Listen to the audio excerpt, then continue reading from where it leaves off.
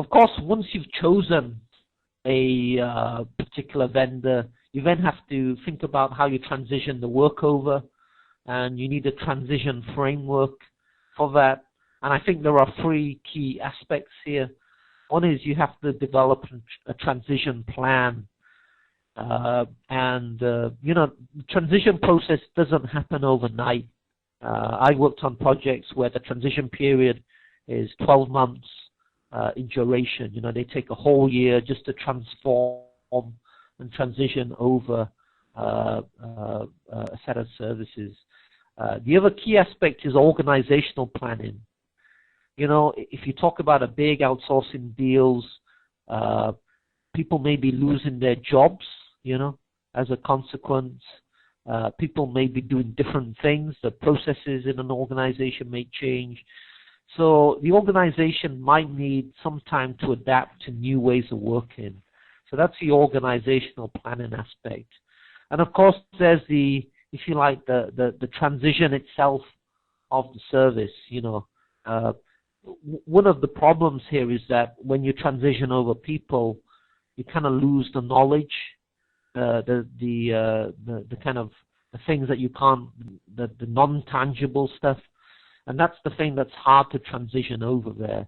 So the actual transition process itself can be very, very difficult. Obviously, if you work in an organization and you find that your job is being outsourced, you're not going to feel very happy about that particular situation. And it may be that you're losing your job as a consequence.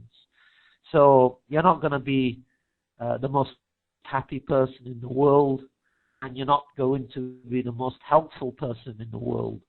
So the transition of services is something that's very important that organizations need to think about.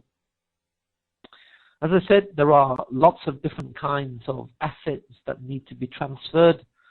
There's the service assets themselves, there's the people, the human assets. There may be some physical assets in terms of hardware, software, that type of stuff. And finally, there's the important knowledge asset. And this is one of the most key aspects because you know, knowledge is very, very important for business continuity. And when people leave a company, they don't just leave physically. They take with them knowledge that they've built up about processes, about industry over time. And that's the hard thing. That's difficult to replace when we talk about outsourcing.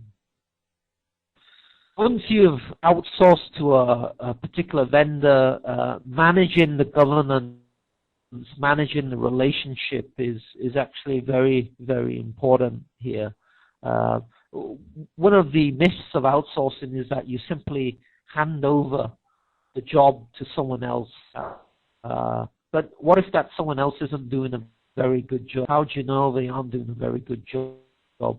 How do you actually manage them as a vendor? So that's the kind of that's where governance comes in, because you still have to manage the outsourcing relationship with whatever vendor that you choose there. So having good processes in place to review what you've done, to assess the quality, meeting up on a frequent basis, having metrics in place, managing service level agreements, that really has to be part of the governance process. And I think there's a kind of guangxi element here. And for people who don't know what guangxi is, it's kind of the having the right relationship and rapport. And I chose a picture here of Obama and who's visiting China because, you know, it's somewhat political, because you have to bond with the right people at the right level, and you got to make the right connections. You know, a lot of outsourcing relationships become, you know, very contractual in nature. You know, this is my responsibility, that's your responsibility, and that's not a very positive sign of a long-term outsourcing relationship, because the whole idea is that you should be working as a partnership. Yeah, so it's almost like a marriage. You know, You should be looking out for each other. You should be trying to help each other so that the whole relationship becomes a win-win situation there. So I think this idea of building very strong relationships between the organization is a very important part of the whole outsourcing life cycle. And of course, when we look at the last phase of the outsourcing life cycle, the kind of review evaluation phase, the important thing here, particularly from an IT perspective, is to make sure that the IT outsourcing fits in with the strategy, the IT strategy that you've set yourself, and that fits in with the business goals for the organization. And that applies to any kind of outsourcing. Business goals may change over time, and in a very competitive environment as we have today, you know, the business goals that you set yourself in 5 years' time may change very quickly within a short space of time there. So we have to continually assess whether or not what we're doing in terms of outsourcing is aligned to our overall strategies, which in turn is aligned to the business goals of the organization. And this is where the continuous review evaluation process kicks in. A very good example of that is a retailer in the UK known as Sainsbury's. This is a company that I actually used to work for. It's one of the big kind of food retailers in the UK, and they signed a very big outsourcing deal with Accenture that was worth $1.8 billion US, and this was a few years ago. And the idea was that outsourcing was going to help transform the organization.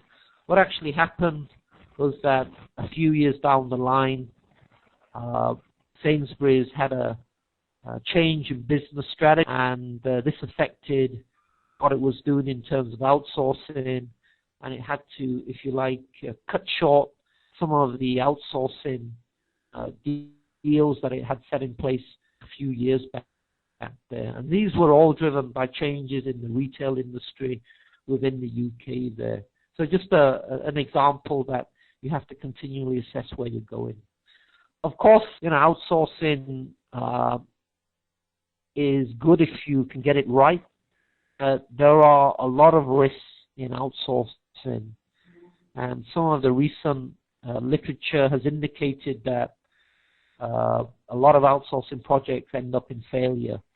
So these are some of the risks involved. Vendor underperformance is the biggest risk.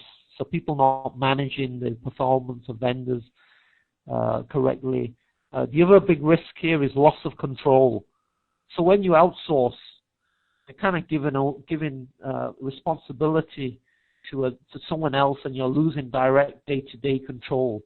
And that can be fairly scary in some respects. There are also hidden costs of outsourcing. There's the loss of knowledge. There's also confidentiality and intellectual property. And that's come up as quite a big issue in the call center outsourcing industry, because, you know, when you outsource a call center, you're given responsibility for that company to deal directly with your own customers and clients. And there have been a few cases in the banking industry where that trust has been abused, and when people have rung up, people have asked for credit card numbers and PIN numbers, and then that information has been used in an illegal way. So these are some of the risks that you face there with outsourcing.